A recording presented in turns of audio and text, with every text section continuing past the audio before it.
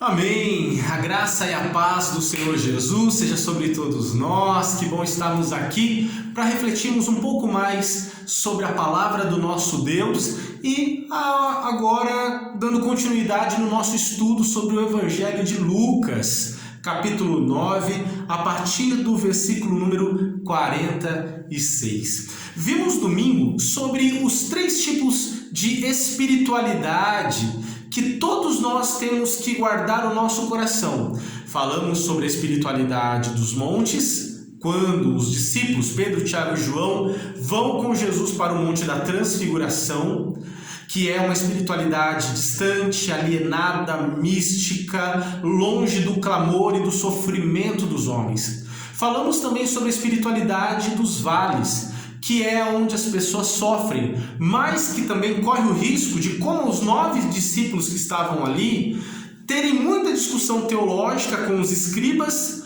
mas pouca efetividade ao repreender as obras do inimigo e ajudar as pessoas que sofrem.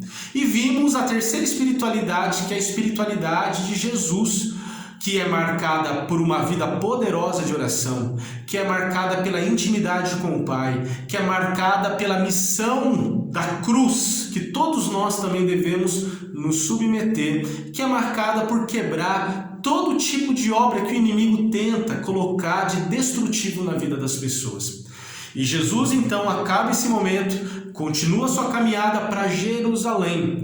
E acontece que nessa caminhada ele vai dar 4 orientações que são os perigos que o Senhor Jesus alerta os seus discípulos. E hoje então vamos falar sobre esses 4 perigos para a nossa fé cristã. Primeira delas é o perigo da falsa humildade. Cuidado com a falsa humildade. Na verdade, o orgulho, a arrogância e a prepotência sempre vão ser uma marca da queda, destinada à destruição e à ruína. A falta de humildade, para nós cristãos, é um perigo muito grande. Olha só o que os discípulos discutem logo após esse episódio do Monte da Transfiguração. Começou uma discussão, versículo 46, sobre quem dentre eles seria o maior. Mas Jesus, sabendo o que se passava em seus corações, tomou uma criança, colocou-a junto de si e disse: quem recebe essa criança em meu nome, a mim me recebe. E quem me recebe, recebe aquele que me enviou. Pois aquele dentre vós que for o menor de todos, este será grande. Dá para imaginar um negócio desse, irmãos? Os discípulos estavam discutindo, Jesus acabou de falar que ia dar a vida dele para morrer por todos nós, e agora começa uma discussão entre o colegiado de discípulos para querer saber quem que era o maior dentre eles. Falta de humildade. Eles estavam sendo dominados pelo orgulho, pela arrogância, pela prepotência, pela autossuficiência, achando que eles eram alguma coisa. Queridos, guardemos o nosso coração, cuidado com esse perigo da falta de humildade. Isso será um perigo sempre que vai tentar sutilmente nos destruir. Jesus, para ensinar isso para eles, pega uma criança, traz junto de si e fala: estão vendo essa criança? E no contexto daquela época, as crianças não eram valorizadas, não eram dada a atenção devida para elas. Não havia naquela época um estatuto da criança e do adolescente que dava direitos, não. Elas não tinham todo o reconhecimento que era devido a elas. Mas Jesus fala: se vocês forem como uma criança dessa, na simplicidade, na pureza, vocês vão ser pequenos, mas serão grandes. Que coisa maravilhosa! Que entendamos que o lugar mais alto que podemos estar é aos pés da cruz, aos pés de Jesus. Que possamos colocar no nosso coração que não somos nada, nós somos pó da terra e precisamos que o Senhor venha ser essa nossa força na caminhada. Primeiro perigo, então, qual é? Falta de humildade. Segundo perigo que o Senhor Jesus orienta os seus discípulos é a falta de tolerância. Falta de tolerância. O Senhor Jesus, olha só o que acontece no versículo 49 e 50. João tomou a palavra e disse: Mestre, vimos que alguém que expulsa demônios em teu nome, nós o impedimos, porque não segue conosco. Jesus lhe respondeu: Não o proibais, porque quem não é contra nós é a favor. Interessante. João, ele achou que estava fazendo uma coisa muito boa. Ele impediu um homem de ajudar uma pessoa que estava com demônios e que estava expulsando em nome de Jesus, e vira para esse homem e fala: para de fazer isso, porque você não é um dos nossos. Olha só que camarada que estava segregando, que estava achando que estava fazendo uma grande coisa ao impedir com que pessoas fossem ajudadas em nome do Senhor Jesus. Que tomemos todo o cuidado, que tenhamos realmente essa consideração, essa capacidade de incluir outras pessoas na missão e na obra que fazemos parte. Hoje nós vemos tantas pessoas que acham que a exclusividade religiosa é uma virtude. Não, se não é da minha igreja não está salvo. Não, se não é um dos nossos não vai para o céu. Não, são todos pecadores, mesmo menos nós que somos daqui, que pertencemos e fazemos parte desta comunidade. Essa intolerância exclusivista é um perigo que devemos tomar todo cuidado. Não sei qual era a motivação de João, talvez os ciúmes, uma insegurança por ver alguém fazendo aquilo que eles deveriam fazer e que não conseguiram fazer.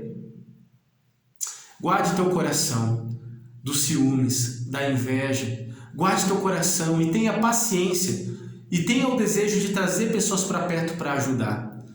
Vamos lá? Primeiro perigo, qual era? Falta de humildade. Segundo perigo, falta de tolerância.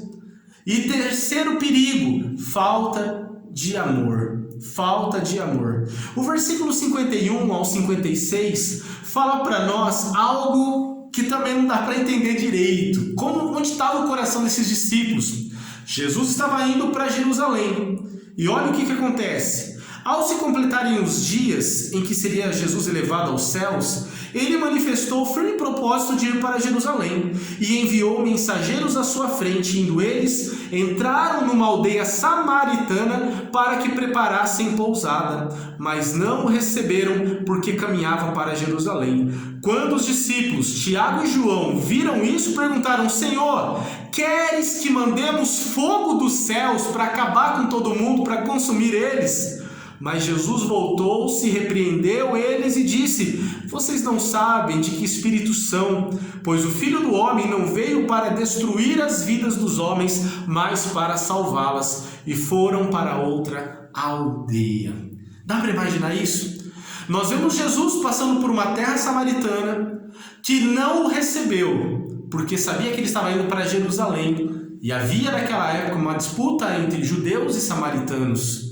E vemos que os discípulos, tomados por uma raiva e uma falta de amor, viram para Jesus e falam: Jesus, podemos dar um jeito nisso? É só o Senhor autorizar que a gente já estende a mão e vai vir fogo dos céus para consumir esses pecadores. Guardemos o nosso coração. Guardemos o nosso coração para que não sejamos dominados por uma falta de empatia, de amor, de consideração. Jesus tentou ensinar isso para eles, dizendo: olha, entendam uma coisa, o Filho do Homem não veio para trazer condenação, mas para ajudar essas pessoas. Nós precisamos entender isso, que a nossa missão não é ver os nossos inimigos destruídos debaixo dos nossos pés, não é ver castigo vindo sobre as pessoas que tentaram fazer o nosso mal, que não é a vingança que vai trazer a justiça. Não, eu preciso entender que eu, como cristão, fui chamado para amar, para bendizer e para ajudar essas pessoas que precisam. Ok? Terceiro perigo. Primeiro é falta de humildade. Segundo é a falta de tolerância. A terceira, falta de amor. E a quarta e última é a nossa falta de prioridade. Cuidado com a falta de prioridade na sua vida. Nós vemos no versículo 57 ao 62 três exemplos de pessoas que tiveram a oportunidade de seguir Jesus, mas não seguiram. E Jesus usa o exemplo da raposa, de um funeral e de um arado. Havia um homem anônimo que chegou para Jesus e falou: Jesus, olha, eu quero te seguir. Talvez ele estava com motivações de vantagens ao seguir Jesus, mas Jesus vira para ele e fala: não, o Filho do Homem não tem nem aonde reclinar a cabeça. Você vai querer isso mesmo para você? Tome cuidado. Jesus deve ser a nossa prioridade principal. A nossa prioridade não é seguir Jesus por causa das bênçãos que Ele dá, por aquilo que Ele pode fazer na nossa vida. Tem pessoas que querem Jesus por causa de coisas passageiras, para ficar rico, para ter mais bens. Jesus fala: não, você não entendeu. O Filho do Homem não tem nada. E não é por isso que você deve me seguir, para ter alguma coisa. A gente precisa entender que a verdadeira motivação para seguir Jesus é Ele, é o próprio Cristo.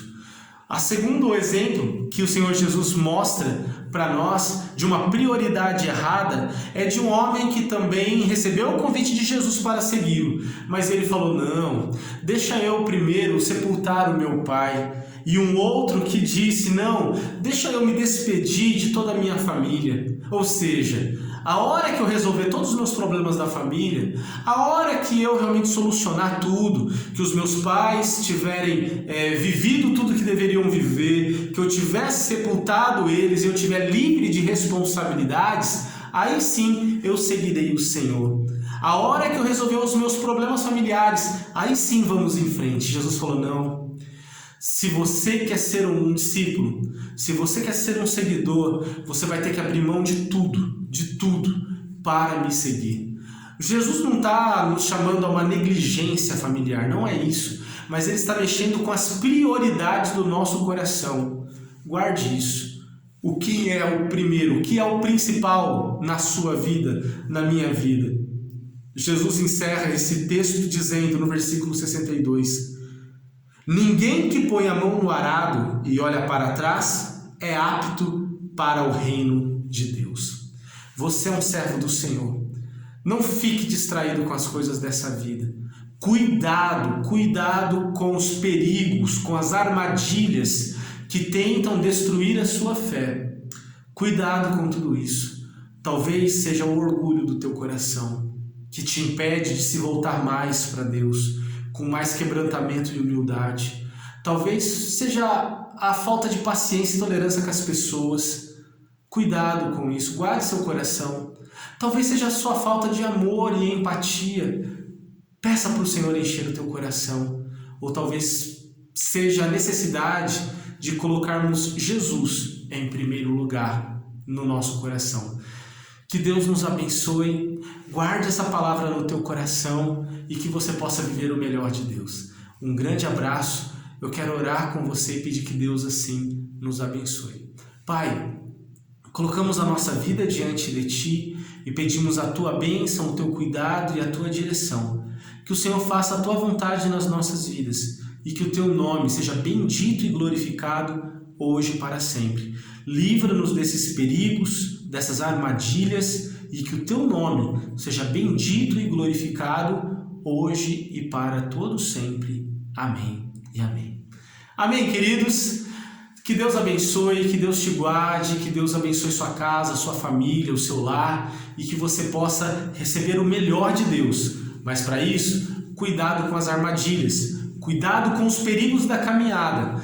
Jesus quer te levar para Nova Jerusalém, mas nessa caminhada tem muitos perigos que Ele quer nos livrar e Ele tem desejo de tratar algumas marcas do nosso coração que são fundamentais. Que você cresça no conhecimento de quem é Jesus, reflita Jesus, viva como Jesus e que juntos possamos ser um sinal visível do reino de Deus. Um grande abraço, uma ótima noite e que Deus te abençoe hoje e para sempre. Amém e amém. Graças a Deus.